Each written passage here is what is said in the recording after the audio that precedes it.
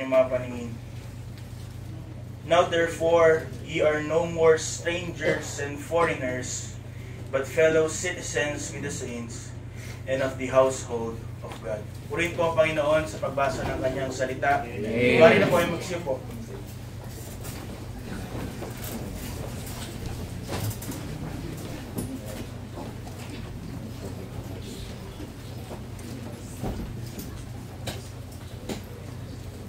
Ang dahilan kung bakit po nilikha ng Panginoon si Eva ay sapagkat nakita niya po na hindi mabuti sa isang tao ang mag-isa. Hindi mabuti sa isang tao to be a stranger in a place kung saan siya nabibilang. So that's why isa sa mga nilolong for ng bawat mga tao, maging kahit po ng hindi mga Kristiyano, sapagkat ito po ay nilikha. Ito po yung disenyo ng Diyos is to belong.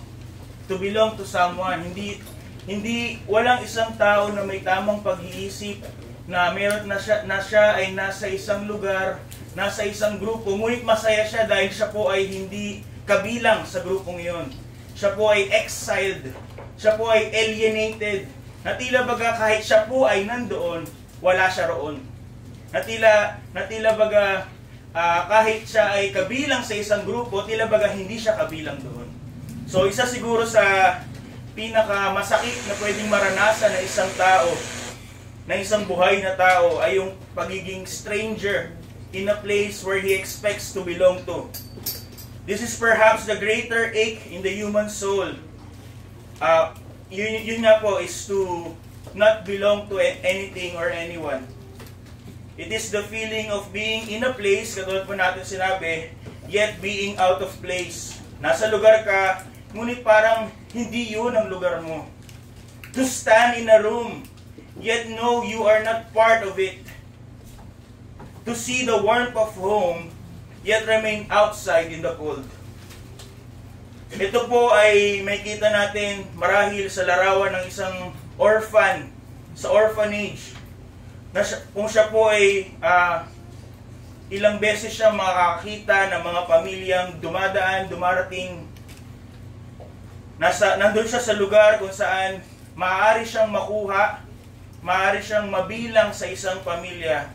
But as time passes, no one chooses that person, that orphan. Walang yumayakap at walang kumukuha sa kanya upang iuwi siya sa kanilang tahanan. Ito rin po ay larawan na may kita natin sa Old Testament sa mga taong nakakakuha ng ketong o ating tawagin ay mga ketongin. Marahil sa mga pagkakataon sa lugar kung saan siya po lumaki, yun po yung kinamulatan niya na mga tao, kultura. Doon na siya lumaki, natuto, but because of his condition, siya po ay he will feel alienated. Siya po ay makakaranas ng hindi lang pandidiri kundi pagtutulak, pagpapalayo.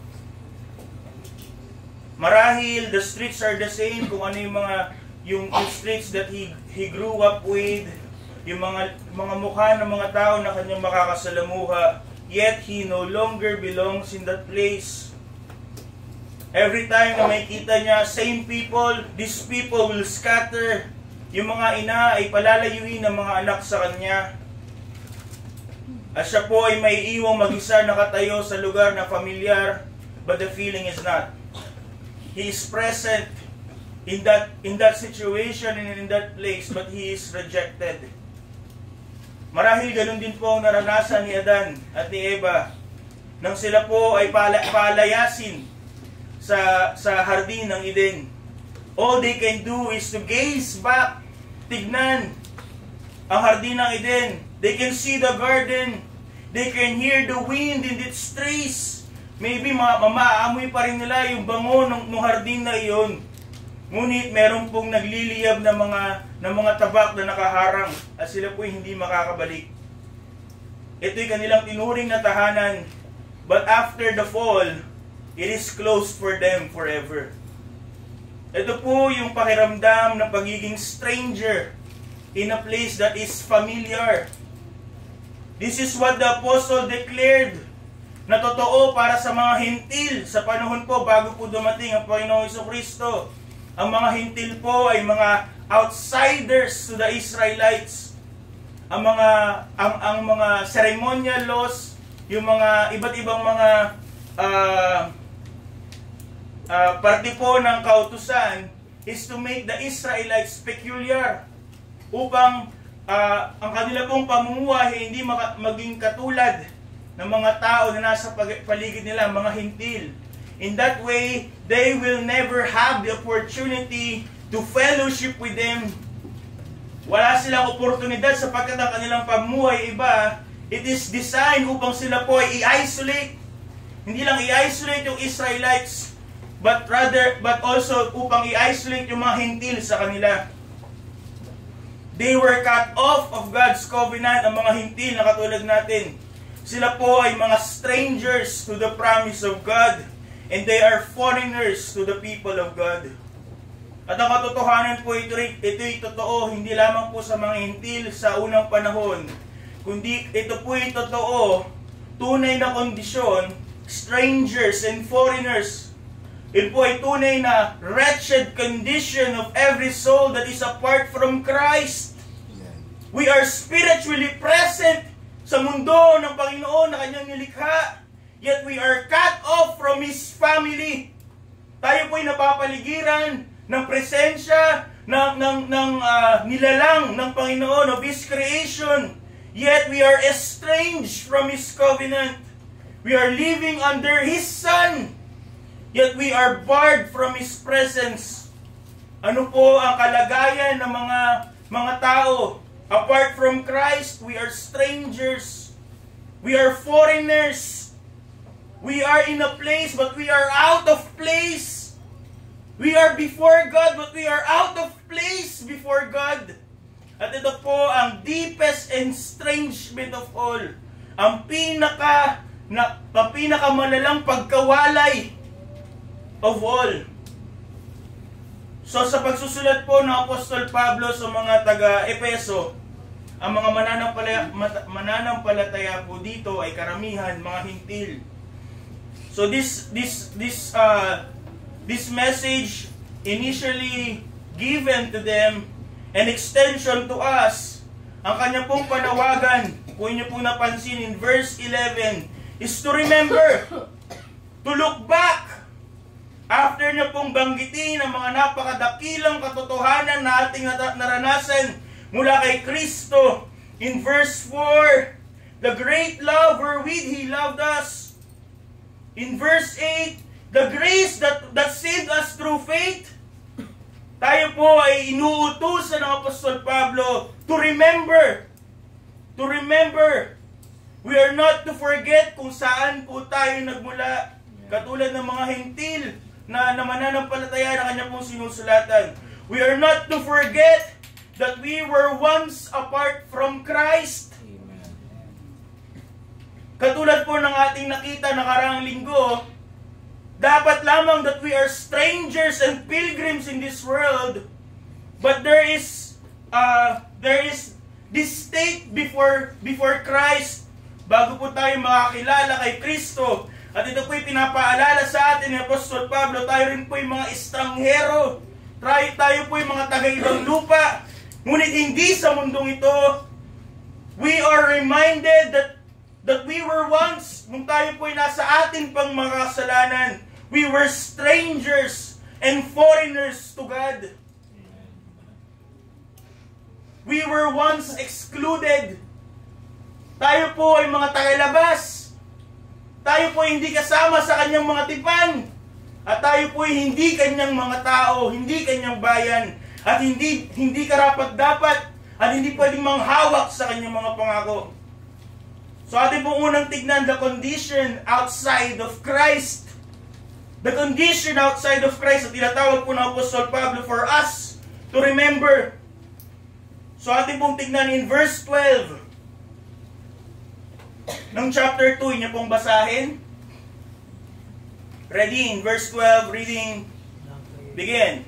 At that time you were without Christ, being aliens from the commonwealth of Israel, and strangers from the covenants of promise, having no hope, and without God in the world.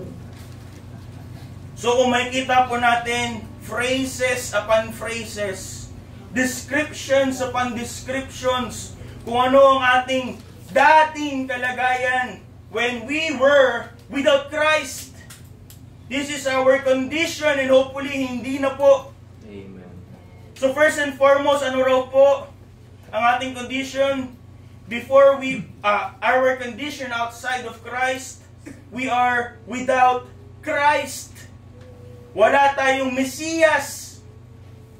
At ito po ang kanya pong sinasabi sa mga Hentil, specifically to the Romans. In that time, ito po ang greatest empire existing at their time. Ito po ang pinakamayaman na imperyo. If you are a Roman citizen, most probably isa ka pong mayaman na tao sapagkat marami kang pribilehiyo. At ang mga Hentil na ito, they have their napakagandang mga templo, mga mamahaling Diyos, mga rebulto na kanila pong inaalay at kanila pong ina-ascribe sa kanilang mga Diyos-Diyosan. They had their gods made of stone and wood. They might be the greatest and most rich people of their time, but we are without Christ. And that means they are in the greatest poverty. They are in greatest need. Walang kwenta yung kanilang kayamanan. Walang kwenta yung kanilang karangyaan. Walang kwenta yung kanila pong prestige. Kanila pong walang kwenta kahit anumang meron sila. Their power, their success. Ngunit ang kanilang tunay na kalagayan is that they are without Christ. Wala silang tagapagligtas. Wala silang Mesiyas. And what it means is that they are destitute. Sila ay aba. Sila ay higit pa sa mahirap. Sila ay dusta. Sapagkat a man without Christ, isang tao na wala kay Kristo ay maaaring pong nakatira sa isang palasyo. Ngunit sa mata po ng langit siya po ay isang pulubi. A person without Christ may sit in a palace on earth, but in the eyes of heaven, he is a pauper. Hindi lamang po he is without Christ, a person outside of Christ is without Christ. Ang sabi rin po ng Apostol Pablo, that person is an alien from the commonwealth of Israel. Ang ibig sabihin po ng alien dito ay taga-ibang lupa, taga-ibang bayan. Ibig sabihin, hindi po siya mamamayan ng Israel. Hindi po siya mamamayan ng bayan ng Diyos. To be outside was to be shut out from His kingdom. Marami pong mga archaeologists ang nakapag-uncover ng mga warnings na nakalagay po sa mga sinaunang templo ng mga Israelita. At ang nakalagay po dito, no foreigner may enter. Walang mga taga-ibang lupa ang pwedeng pumasok. Ano po ang warning doon? Kung sila po ay pumasok, at sabi po, he has only himself to blame for his ensuing death. Pag ang isa po yung taga-ibang lupa ay pumasok po sa isang lugar na sagrado para sa mga taga-Israelita, ang sinabi po ng babala ay wala po silang pwedeng sisihin sa kanila pong kamatayan, kundi ang kanilang sarili. They have been warned. And that's, yun po yung paningin ng yun po ang pagtingin sa mga Hentil ng panahong iyon. They are foreigners. They cannot go inside the temple to worship. Yun po ang kondisyon ng mga Hentil. They were excluded. They were unwelcome. They were condemned. Yun po ang kondisyon outside of Christ. Ang mga tao po outside of Christ, hindi lamang po mga hintil, na katulad natin, but all who are outside of Christ and are still living in their sin, ay hindi lamang po naliligaw. They are not merely wandering, but they are barred. Ibig sabihin po, hindi po sila pwedeng pumasok. They are not simply lost. The truth is they are disqualified. Hindi lang sila basta, hindi lang nila alam papunta sa Panginoon. Hindi lang nila alam paano maging kabilang sa bahay ng Diyos. Hindi sila pwedeng maging kabilang ng bahay ng Diyos. But not only that, they are also strangers from the covenants of promise.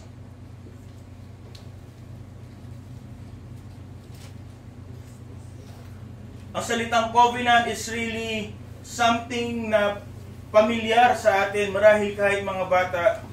Sapagkat everything about Israelite comes through covenants. Tipan. Kung saan nakapaloob dito yung pangako ng Diyos. Yung kanyang, dito pinapakita yung katapatan ng Diyos. The covenants were the backbone of Israel's hope. From the promises of God to Abraham, to Isaac, to Jacob, lahat ng mga pangako ng pagpapala, pangako ng lupa, at pangako ng pagpapadami, pangako ng kaligtasan, lahat po ng ito ay nakapaloob sa covenant ng Diyos to His people. And yet, the Gentiles are strangers from these covenants of promise. Wala pong hentil noong panahon nila Moses o nila David na makapagsabi na yung kamay ng Diyos ay wala sa Israel. Sapagkat they have seen how God had blessed them, how God had gave great victories to them. But all the Gentiles could do is watch from afar off. They can see how great the God of Israel is, but they can never experience His blessing.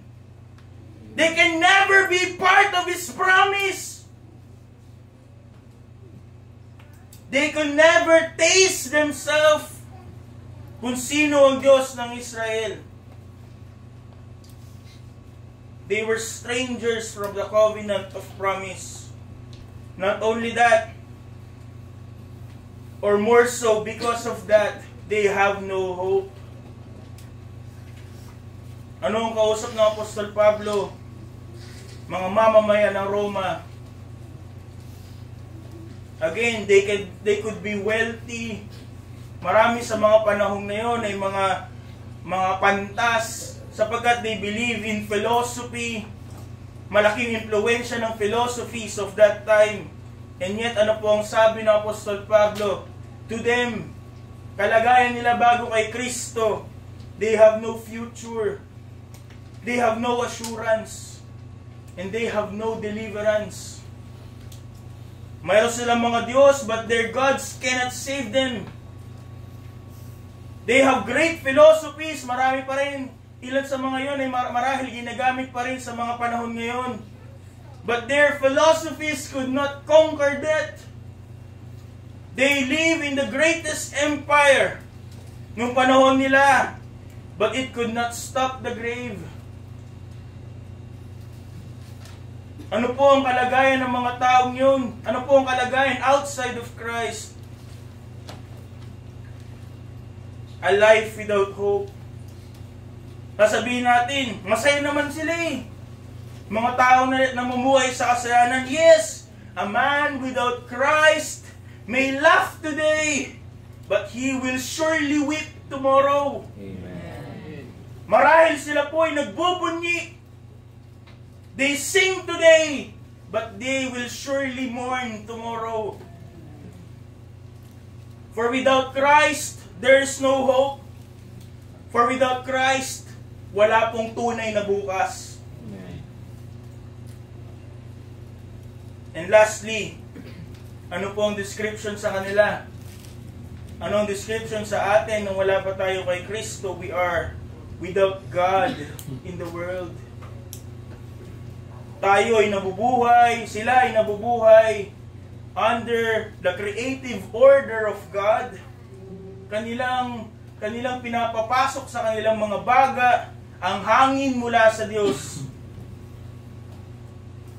Sila ay naaarawan ng araw na nilikha ng Diyos. And yet, they do not know God. Sila po ay mga walang Diyos. Walang kinikilalang tunay na Diyos. At ano pong klaseng buhay meron ng mga tao? They live directionless, hopeless, at sila po ay nakatalaga sa kapahamakan. They are doomed. At ito po ang larawan na nais ipaalala ng Apostol Pablo sa atin. Nais ipaalala ng Apostol Pablo sa mga kanyang mga sinusulatan. At ito po ang pinaka kalunos-lunos. It is the most depressing, most gloomy picture of a person na ating pong pwedeng makita. It is the bleakest picture of the human condition outside of Christ. Walang pag-asa, walang tunay na hinaharap, walang pagkahataon na maranasan ang mga pangako ng Diyos, at mga hindi parte ng bayan ng Diyos, kundi mga kaaway ng Diyos.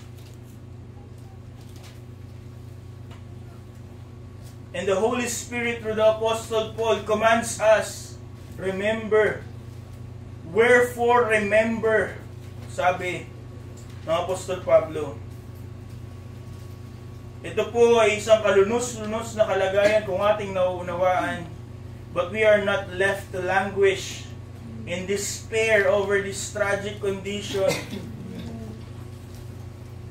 Kaya po, ipininta ni Apostol, ito po ay ginamit ni Apostol Pablo upang maging backdrop, ipakita yung ating pagiging estranghero from God, with God, our estrangement without Christ. He painted it to show us our hopelessness without God. Upang sa mga susunod na talata, ipakita niya po the radiant brilliance of the redeeming grace. Ipakita yung ating kalunos-lunos na kalagayan upang mas paniningin, mas makita yung pagniningning, yung liwanag ng biyaya ng Diyos. So upon the jet black velvet of human lostness, the diamond of the gospel shines all the brighter. Paano mas magiging maliwanag ang ilaw? Kung galing ka sa dilim. Kung ang likod nito ay dilim. Paano mas magniningning ang isang diamante kung ang kanyang background ay lubos na kadiliman? So we are not left with the knowledge kung ano po yung ating kalagayan. Bagkus, kanya pong ipinroclaim in verse 13, a conversion in Christ. Sabi niya po sa verse 13, pinakita niya verse 11 and 12, yung kalunos-lunos na kalagayan outside of Christ. But in verse 13, started with two words, but now. Ibig sabihin po nito, yung mga unang statements that were declared are not applicable now. Hindi na applicable now. Nagkaroon na ng pagbabago.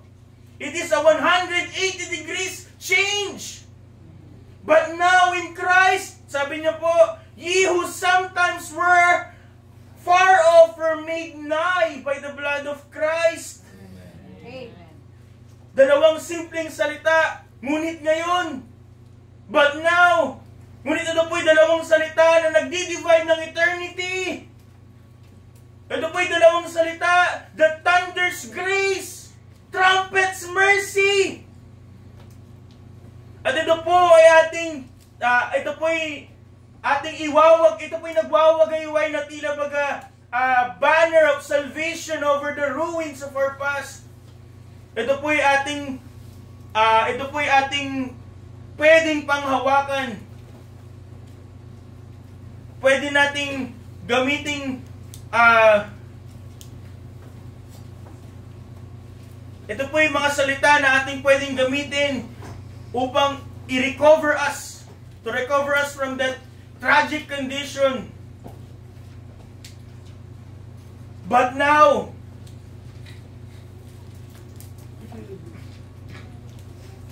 ngunit paano po ito nangyari? Hindi po sinabi ng Apostol Pablo that it was because of something that we have done. It is not by climbing our way to God.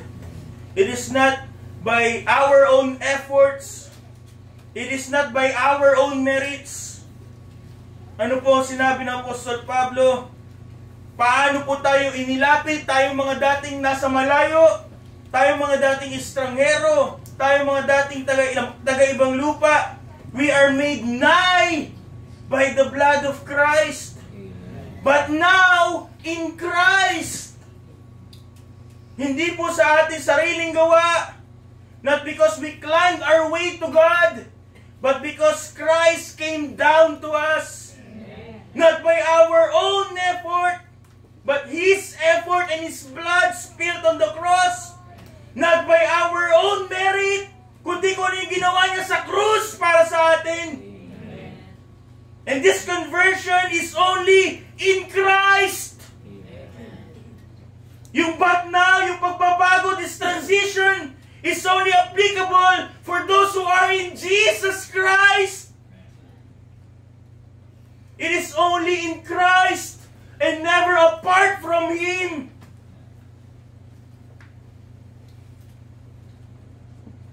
It is only in Christ and never apart from Him. Kung paano tayong mga nasa malayo, ay ngayon nilapit sa Panginoon. Amen. So therefore, we can echo the bold declaration of the Apostle Paul sa ating pong susing talata. Ano po yung ating susing talata? Verse 19.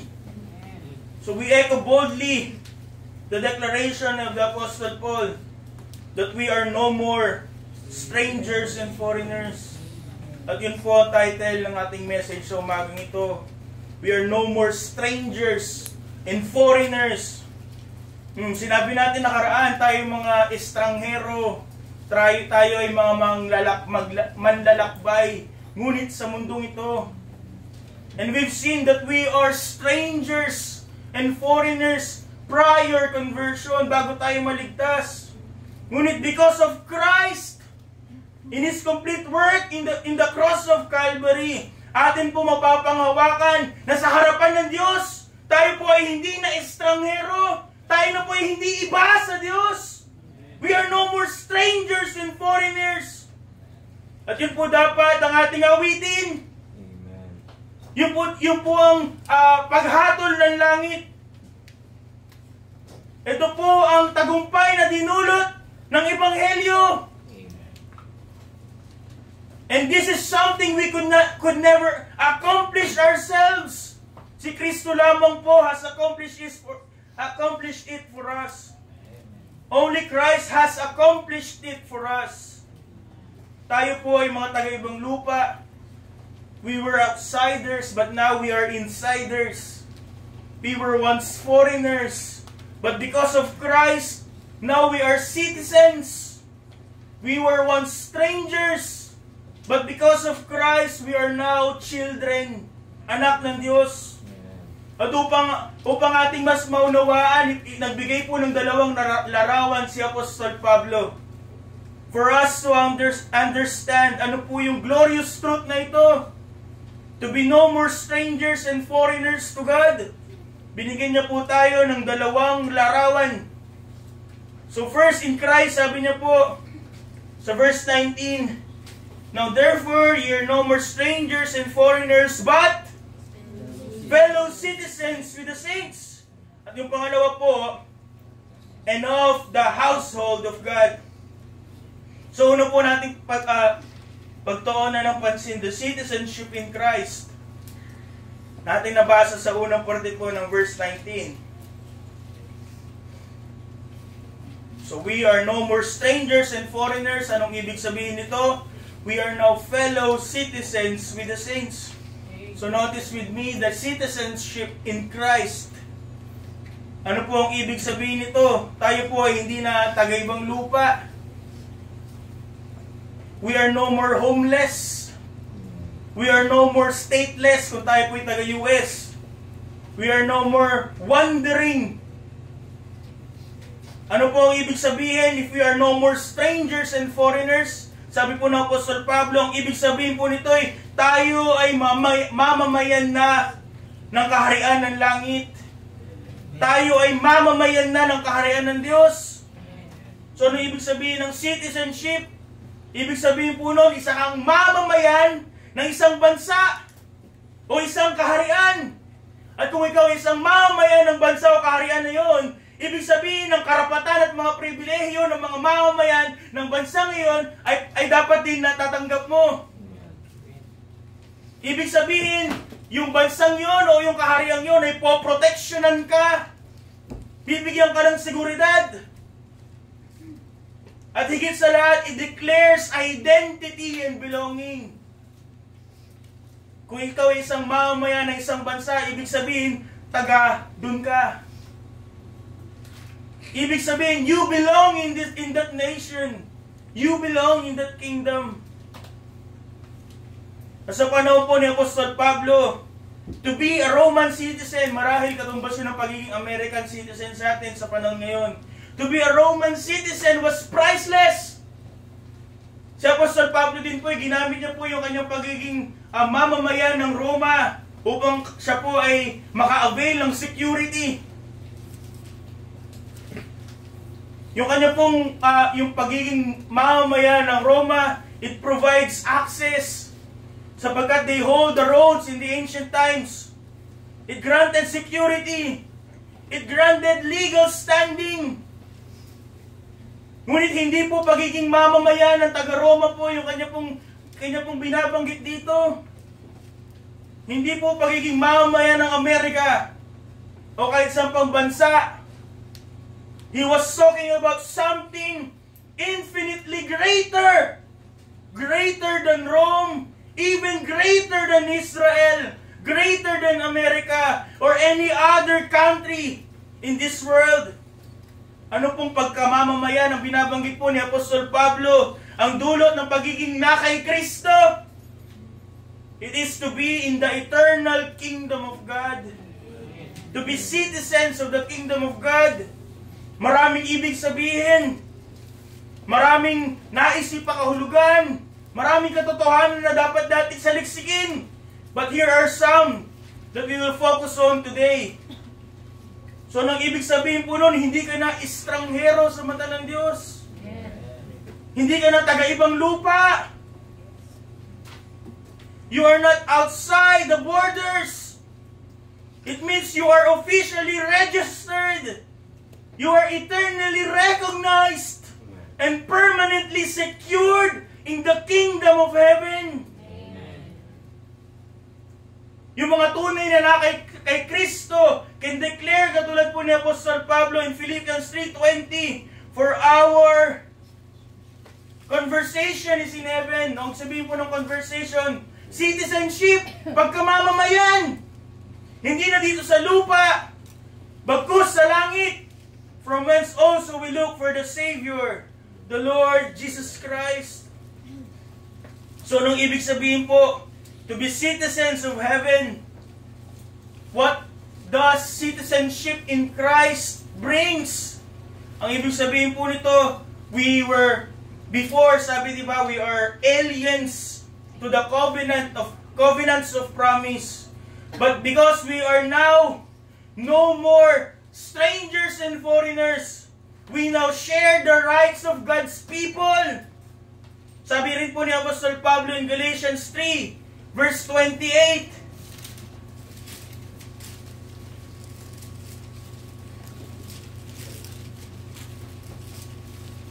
Nandiyan na po kayo? Basahin niyo po. Ready? Read. There is neither Jew nor Greek, there is neither bond nor free, there is neither male nor female, for ye are all one in Christ Jesus. Wala nang second-class citizen. Walang division. Walang Hudyo. Walang Hentil. Walang segregation. Everyone is under God's rule. For all are one in Christ Jesus. Wala nang Hudyo, walang Hentil. Wala nang pagkakahati-hati. What it means is kung ano po yung pinangako ng Diyos can also be applicable for those who are in Christ. For those who are now citizens of heaven. Marahil maaari tayong ilagay ng mundo in different categories. Siguro hindi natin nararanasan yun in our nation. Ngunit may mga class system sa iba pong mga bayan, sa ibang mga bansa. The world may put us in different categories. Ngunit the cross puts you in Christ. Ang kategorya lamang po dahil sa ginawang pagtubos ng Panginoon sa Kristo, the category that we can be, tayong mga mananampalataya, is to be in Christ. Na kay Kristo. At because we are in Christ, we are all citizens of heaven. Also, it means that we share the protection of the King. Katulad nga po na sinabi natin, yung mga taga-Roma are privileged to be shielded by the empire. Pag mga American citizens, di ba?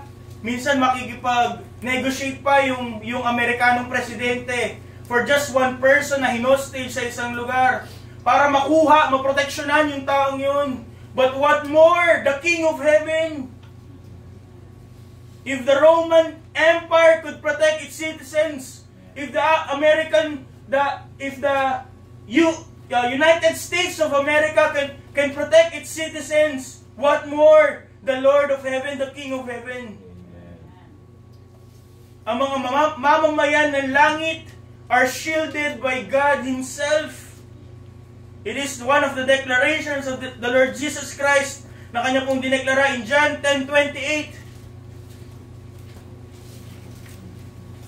John 10:28. Reading, begin.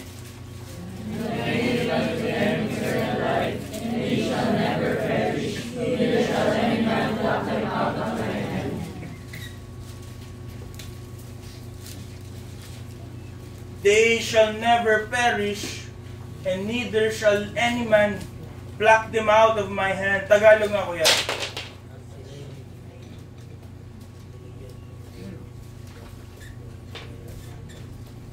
At sila ay binibigyan ko ng walang hanggang buhay, at kailanman hindi sila malilipol, at hindi sila aagawin ng sinuman sa aking kamay.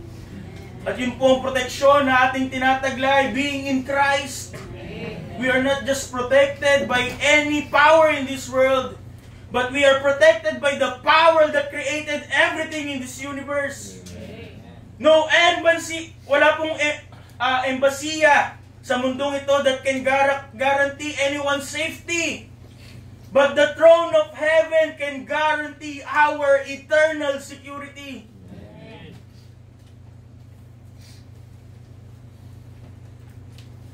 But to be citizens of this kingdom doesn't just come with rights and privileges. It also comes with responsibilities. Amen. We were admonished by the Apostle Paul in Philippians 1:27. Philippians 1:27. Only let your conversation, ibig sabihin po ng conversation dito ay pamumuhay, manner of life, be as it becometh the gospel of Christ, that whether I come and see you or else be absent, I may hear of your affairs, that ye stand fast in one spirit and one mind, striving together for the faith of the gospel. Sa Tagalog, na inyo lamang pamumuhay ay maging karapat-dapat sa Ebanghelyo ni Kristo.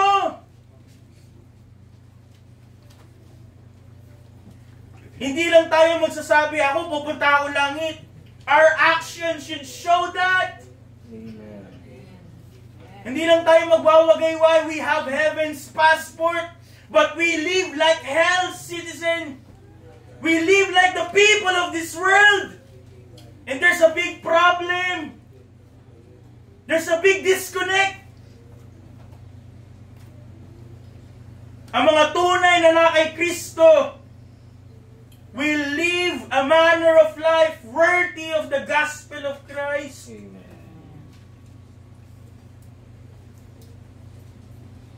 Walang tagalangit na mamumuhay na parang tagalupa. Walang tagalangit na umaasal, impyerno ang ugali.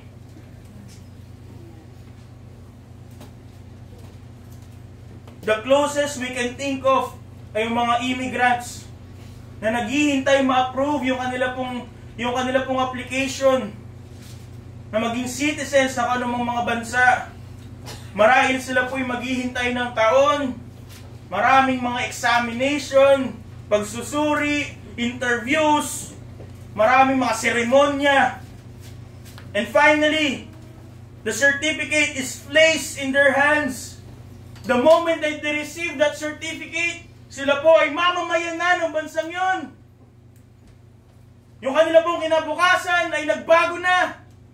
Sapagkat lahat ng karapatan ng bansang yon, lahat ng pribilehiyo na ino-offer of that nation, kanya na pong mararanasan, is applicable to that person. At yung kanya pong identity has forever changed. Yung mga Pilipino na tinanggap yung citizenship ng mga Amerikano na po yun. At ganun po ang nangyari nung tayo po ay kumilala sa Panginoon Kristo. The moment that we are saved, the moment that we are in Christ, ngunit ang kaibahan po, walang mga examinations. There's no waiting list. Walang probation.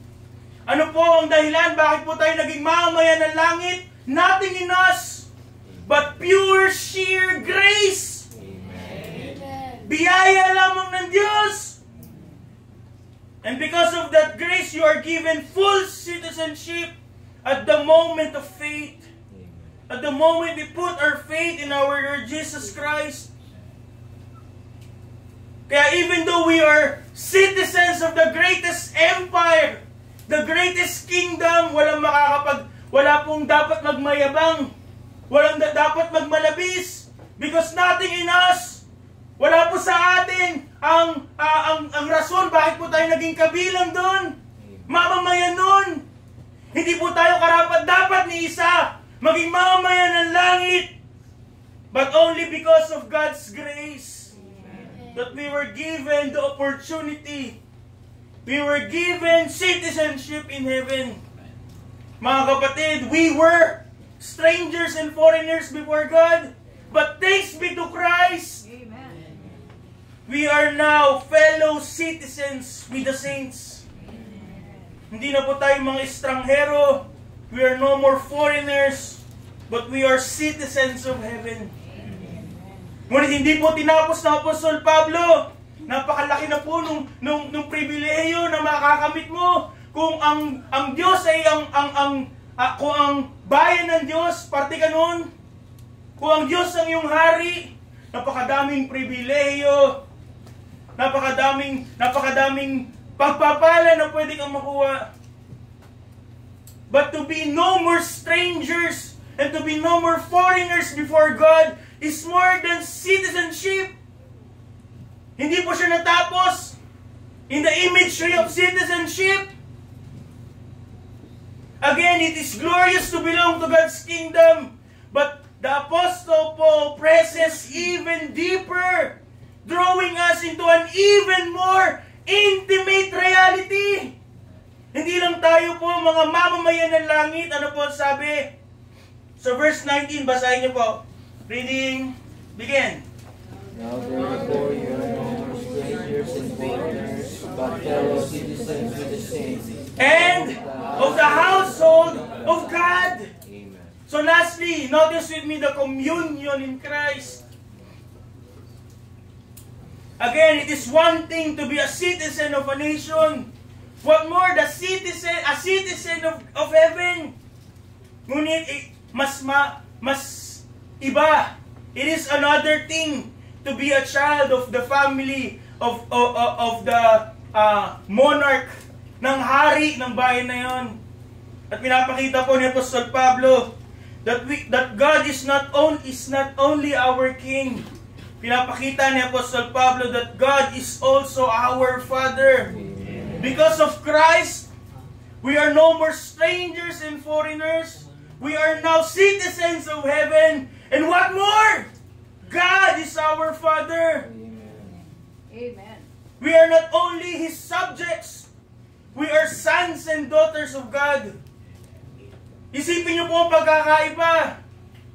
Ang mga mamamayan ng isang kaharian will live under the rule of the king. Ngunit yung mga anak ng haring yon will live under his house. Will live under his castle. Yung mga mamamayan ng bayang iyon may enter the outer courts of the palace. Ngunit yung mga anak ng hari can enter the father's chamber. Ang ibig sabihin, mas madali nilang malalapitan yung hari. Subjects may hear the commands proclaimed from a throne, but the children will whisper the love at the table. Ano pong ibig sabihin? God does not merely tolerate us. Hindi niya lang po hinayaan na tayo po'y maging mga mamamayan ng langit sa Kanya pong pamumuno. But He welcomes us, embraces us, and adopts us into His very own household. Hindi po ba yun yung pinapakita? The intimacy of the gospel in Romans 8:15. Ano po ang sabi doon? Ye have received the spirit of adoption, whereby we cry, Abba, Father. Hindi lang malayo, kundi sobrang lapit na.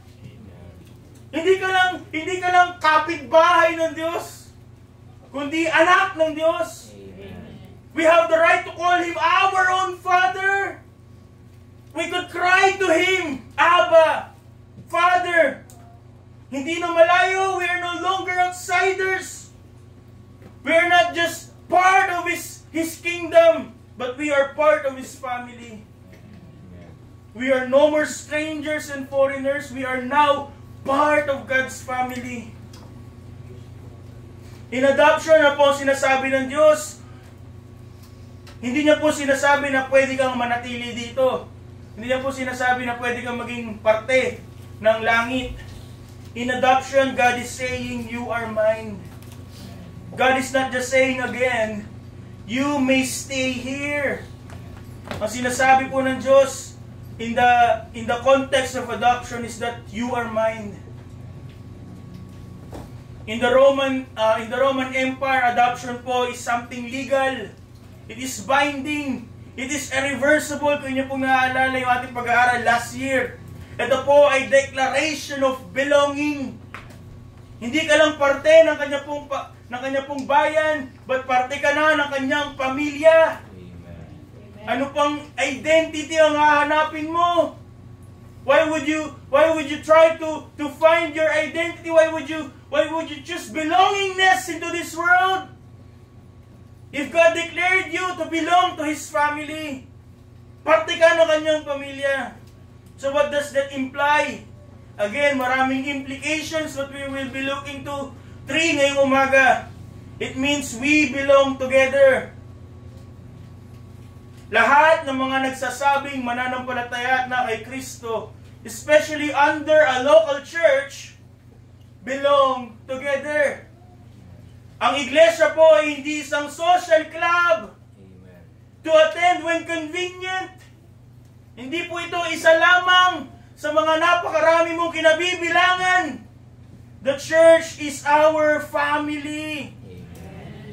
Not just, hindi, marahil ang iba sa atin magkakadugo, but more than being bound by our bloods, we are bound by the blood of Christ. Amen. Tayo magkakadugo sapagkat lahat tayo hinugasan ng dugo ni Kristo. Amen.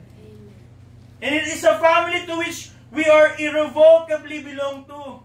Hindi magbabago. Yang katabi mo, lahat ng kasama mo dito sa iglesia, pagdating mo sa langit, magkikita pa rin kayo. Anong punto ng pakikipag-away? Pakikipagtalo. Hindi pakikipagkasundo.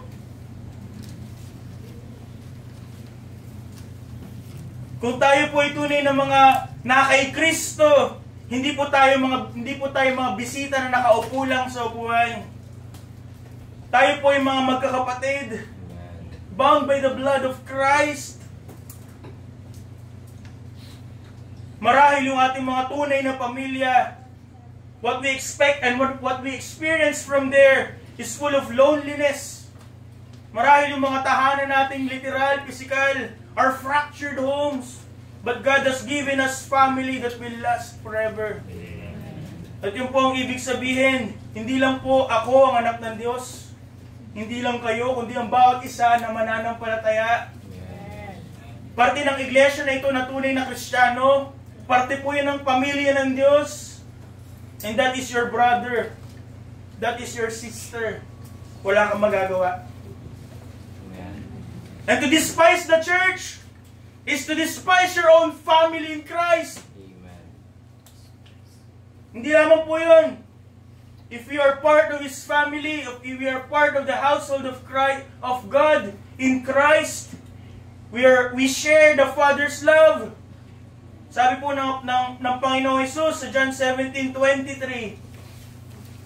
Buksan niyo po, John 17:23. I in them, and thou in me, that they may be made perfect in one, and that the world may know that thou hast sent me, and hast loved them as thou hast loved me. Ano pong klaseng pag-ibig ang meron tayo? Pag-ibig ng Diyos Ama sa Diyos Anak.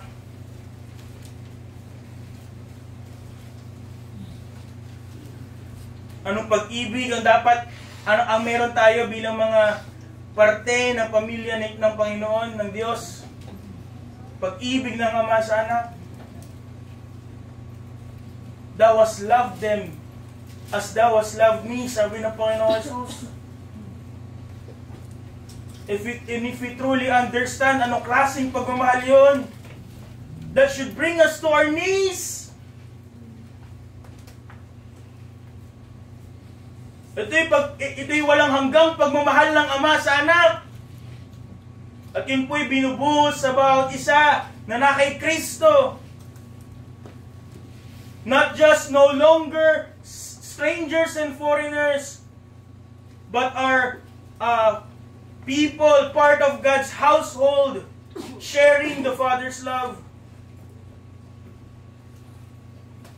At kung ang pagmamahal po ng Diyos, kung ang pagmamahal po ng Diyos sa atin ay katulad ng pagmamahal po ng Diyos Ama sa Kanyang Anak, then nothing, absolutely nothing can separate us from that love.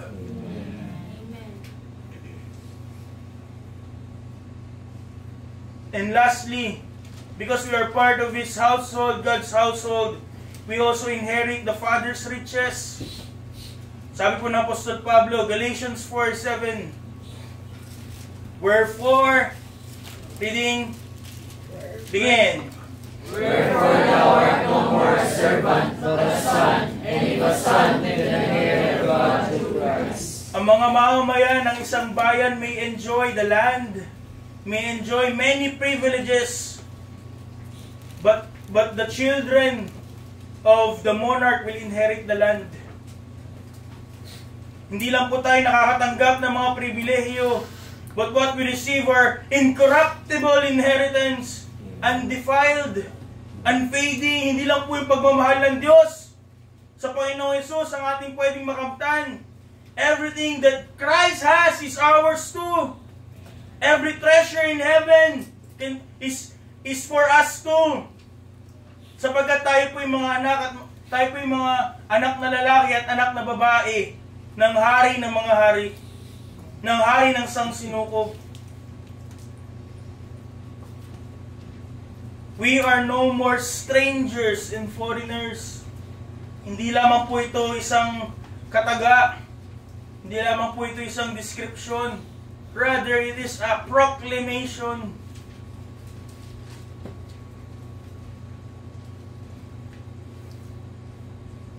It declares the greatest transition of a soul can ever know. Mula sa pagiging taga-ibang lupa, from alienation to acceptance, from exile to belonging. Labas mo, Carl. Yan. It declares the greatest transition a soul can ever know. We were once strangers and foreigners before God, ngunit kayo po ngayon ay no more strangers and foreigners. Ibig sabihin po nun, we were once alienated to God, but we now experience acceptance. Tinanggap na ng Diyos. We were once exiles, but now we found our belongingness. From distance, napakalayo sa Diyos, we are near to Him, near in Christ. From strangers to citizens, from foreigners to family, from orphans to children, from exile to heir. Marahil ang mundo po ngayon, after we met Christ, the world may reject us, especially kung tayo po ay namumuhay ayon sa kalooban ng Diyos. We live as strangers and pilgrims in this world. The world will despise us. Men will despise us. Marahil kahit yung ating sariling pamilya, they will forsake us. Forsake us. Ngunit kay Kristo po, ating pong nasumpungan ang ating tunay na tahanan. Hindi sa mundong ito. Atin pong nasumpungan kung saan tayo nabibilang. Tayo pong lahat are sealed into the kingdom of God. Hindi lamang po tayo fellow citizens. We are adopted into the household of God. Alam po ng langit ang ating pangalan. Ang Ama po claims us as His own. And eternity holds your inheritance secure. Tayo po will still walk as pilgrims in this world. But we are no longer lost. Tayo po ay nasumpungan. Tayo po ay minahal. And we are settled forever in God. So ang ating pong panawagan sa umagang ito ay mamuhay katulad ng pamumuhay na dapat sa mga kabilang, hindi lamang sa kaharian ng Diyos, kundi sa pamilya ng Diyos. Live as if you're no longer strangers and foreigners before God, but strangers and foreigners of this world. Pag nanalangin tayo, pray like a son, not an outsider. Pag tayo po ay nagluluwalhati, pumupuri sa Diyos, pray like a citizen, not a stranger. At kung tayo po, we serve every moment that we serve like a family member. Don't serve like a guest. At kung ang ilan, hindi po natin alam, are still outside of Christ, kung hindi tayo nakaka-relate, hindi natin nakikita sa ating buhay yung ganitong klase ng pamumuhay, ganitong klase ng mga characteristics, then it means we are still outside of Christ. And if we are outside of Christ, we are still strangers before God. Foreigners.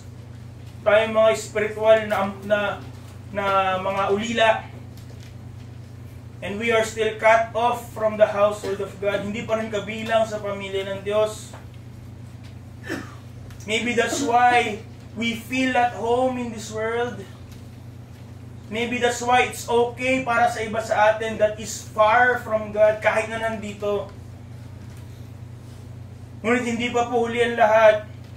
The glorious news of the gospel is that ang pintuan po ng langit ay bukas pa rin. Ang dugo po ng Panginoon ay sapat pa rin for those who will still put their trust in Christ. Truly trust in Christ, in His accomplished work. The Father's hand are still extended at Kanya pong tinatawagan kung sino man ang hindi paligtas to come home. He extend yung Kanya pong adoption. He extend yung citizenship. He still extends yung Kanyang panawagan to be no more strangers, to be no more foreigners before God. Mga kapatid, sa mundong ito, we are strangers. Tayo po yung mga taga-ibang lupa. Tayo po yung mga estranghero. Tayo po yung mga manlalakbay. Hindi tayo dito. Ngunit dapat po sa Diyos, we are no more strangers. We are no more foreigners. Ganun po ba ang ating pamumuhay? Do we see it in our lives? Brethren, ang tawag po sa mga mananampalataya are no more strangers and foreigners. Are we living up to our name? Ito po ang salita ng Diyos. Amen. Naniya ako po ay magsitayo. Tayo po ay manalangin.